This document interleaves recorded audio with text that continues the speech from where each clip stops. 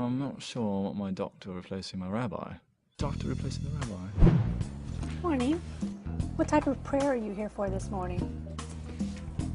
Morning prayer. Write down what I had to eat. Yes. If you can just have a seat over there and wait for about 15 minutes. Prayer group is happening back there. Yes, and they're not ready for you. Or my rabbi replacing my doctor. Be a bit odd. Say Adon Olam Asher Molach B'terem Kol Yitzurni. But there's an undeniable area in medicine where morals and Judaism enter the picture.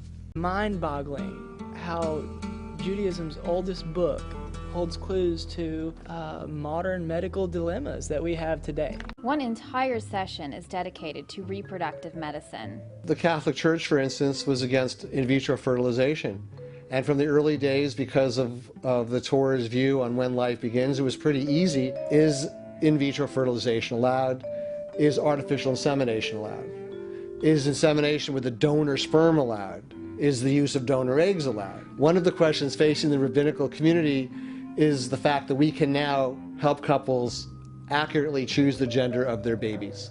No one course can give a person a Jewish answer for their particular need, but at least people will know what the issues are that rabbis contend with when helping them make their decisions.